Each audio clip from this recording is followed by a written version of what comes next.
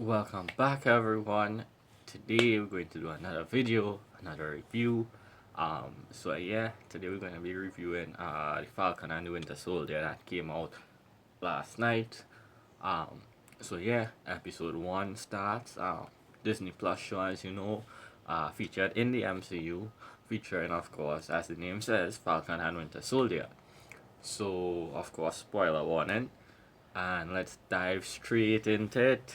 Um, so yeah, the episode starts off and we see Sam in a carrier, basically in the air, and he's about to go on a mission, it seems.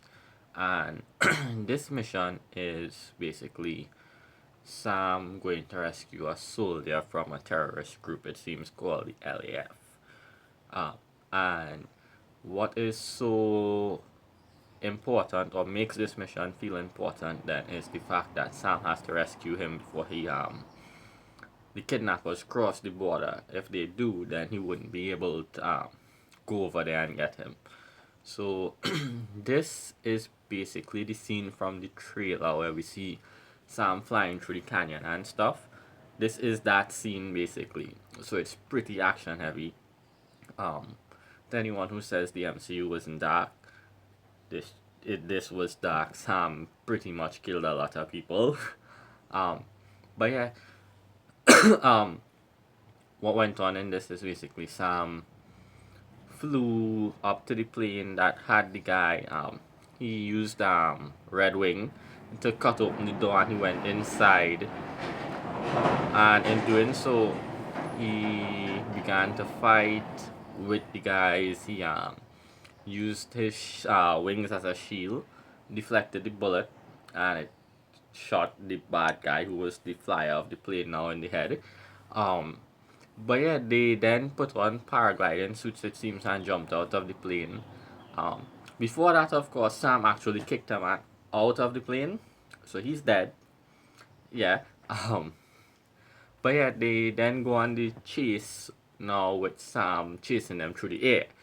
And we see him flying through the canyon, like in the trailer, trying to get them back. And then some helicopters come up and start firing guns and missiles at him.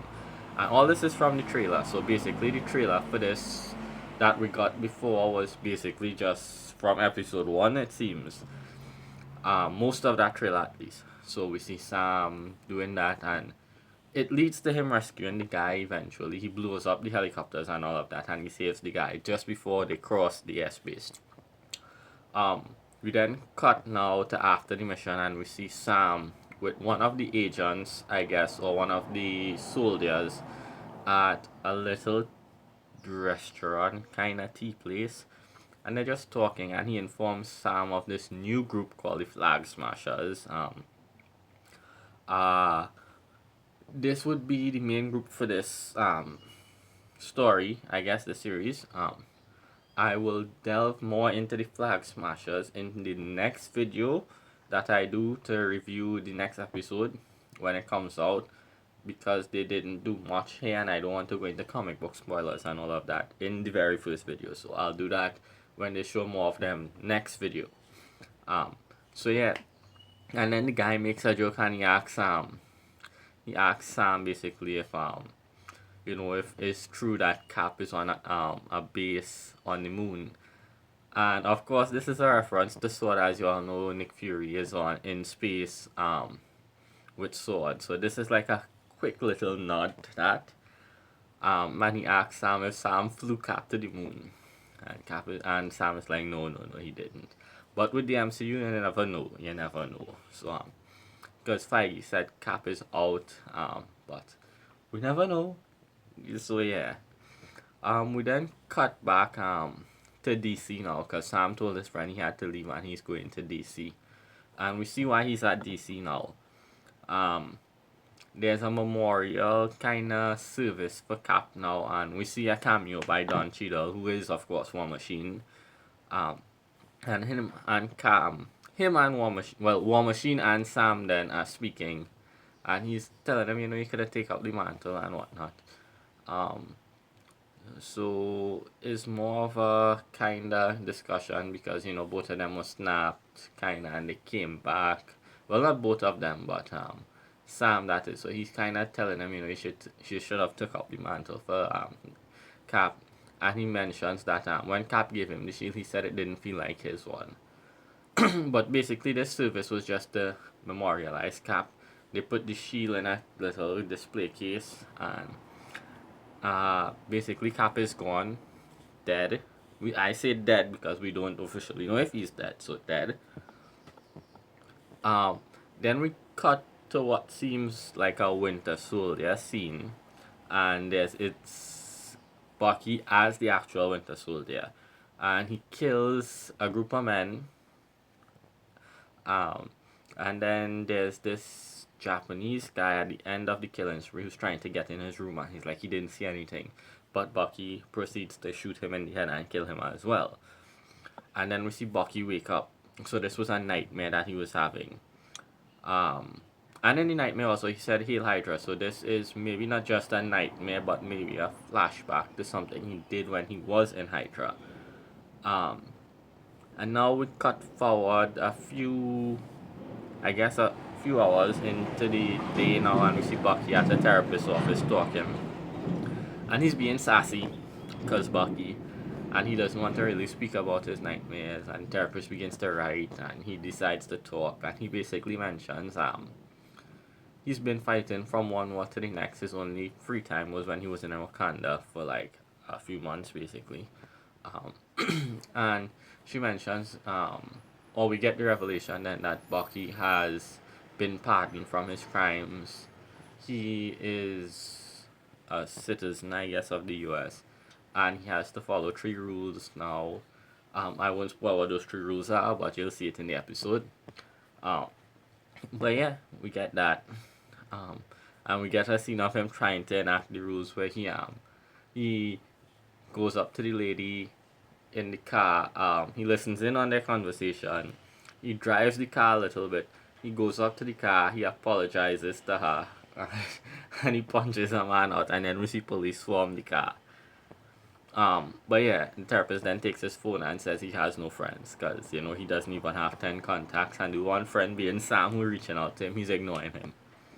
So yeah, we then cut again to after the therapist's office now, and we see Bucky meets this old man who's, this old Japanese man who's quarreling with the next guy for putting his garbage in his dumpster. The man name's Yuri, so Bucky stops the argument and he carries the old man on a lunch date. Because it seems that they go for lunch a lot. So Bucky was like, I'll pay for it, let's go. So they go for lunch. And while on lunch now, the old man tells the waitress that Bucky wants to go on a date with her. And she agrees. So Bucky has a date. And then we get a little glimpse of the old man now. He's looking at some mochi, and he's like, it reminds him of his son, and his son died innocently. So yeah, little teaser there. And we see Bucky look at him in a kind of sad way when he says that. Then we cut again, and we see Sam now in Louisiana, I believe, and he meets his sister and his family. And the whole gist of this part of the story now is Sam's sister is trying to sell their family boat, because it's old and there's a lot of loans that his sister has to pay off, and that kind of gets them into argument, and Sam says he's trying to help her. So yeah, that's just part of that story. It continues later on. But then we cut away again, and we see Bucky now on his date. And he and the girl are playing a game, they're drinking beers, and she's asking him a lot of questions. So like, why he has the gloves, he says he has poor circulation, he jokes about his age, things like that. And then the girl and him begin to talk, and she says something about Yuri's son. And it kind of makes Bucky sad, so he leaves and he goes to Yuri. And when he goes up to Yuri's room and he knocks on the door and Yuri opens the door, we see a picture in the background, and it's the old man's son, of course. And we realize that the flashback or the nightmare then that Bucky had was actually what really happened, and it was the innocent guy who said he didn't see anything was that was indeed the old man's son that Bucky killed. Bucky couldn't bring himself to say anything much. He made the excuse of I'm just here to pay you back for lunch, and he gives the old man some money and leaves. We then cut to Switzerland now, and we get a quick scene with the flag smashers. It seems they robbed a bank or something, and they got a group of people to help them. So everyone put on the mask and run in different directions to confuse the police.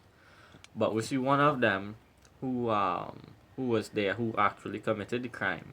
He sees one of the persons getting attacked by a cop, and he goes to save them, and he kicks the cop and sends him flying. So that implies that this man is super powered then, or kinda has superhuman strength, kinda like what Captain America and Bucky has. Um, so yeah, we get that.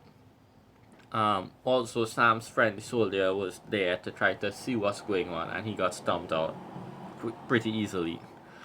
But yeah, that was it on the Flag Smasher. So again, I'm not going to talk about comic book Flag Smasher yet. I'll wait until we get a little more of that, maybe in the next episode, and then I'll incorporate comic book Flag Smasher elements into the videos. So yeah, we then cut back to Sam and the rest of his story now, and we see Sam and his sister go to get the loan. And the loan man is like the off bank officer, the loan officer, then is a big fan of Falcon taking pictures. But the talk kind of goes downhill because Sam has been gone for 5 years, and there's, there's no money generated for that 5 years and a lot of other stuff. So they can't get the loan, and Sam is upset. His sister is upset. They go outside. They argue a little bit.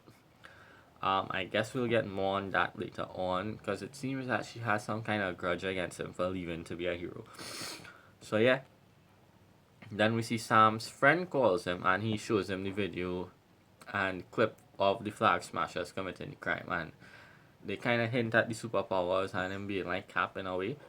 But then Sam's sister walks in the room and puts on the TV and tell him to look at the news, and we see basically that America has appointed a new Captain America, the US agent. Then wouldn't put anything on that yet either. I'll wait till the next video to add comic book stuff on that too. Since this is just the first episode, I don't want to spoil anything that may happen in the future yet, so I'll wait till the next one. But yeah, so we see the new cap, we see the new suit. It's similar to the old suit, and the episode basically ends there. But this was a really good first episode. I'll give it like a 10 out of 10, because it set up all the points that needed to be set up right away, and it was very action heavy. And this is darker than most MCU stuff because, like I said, Sam basically killed a lot of people at the beginning of the show. But yeah, all in all, this was really good. Can't wait for the other 5 episodes. The episodes are about 45 to 50 minutes, I believe, and there's about 5 minutes of extra of credit scene, that is. So there's about a 40-minute runtime of the episode itself. So all in all, that's a lot of time. If we check that by 6, this is basically like let's say between 2 to 2.5 hours of runtime for this. So basically a normal movie length. And if you get to binge it at the end. But yeah, hope you guys enjoyed. Look out for more reviews for this show. If you're interested in seeing those reviews, be sure to hit the bell, subscribe, and be notified when I do drop the reviews. So yeah, until the next one, I'll see you guys.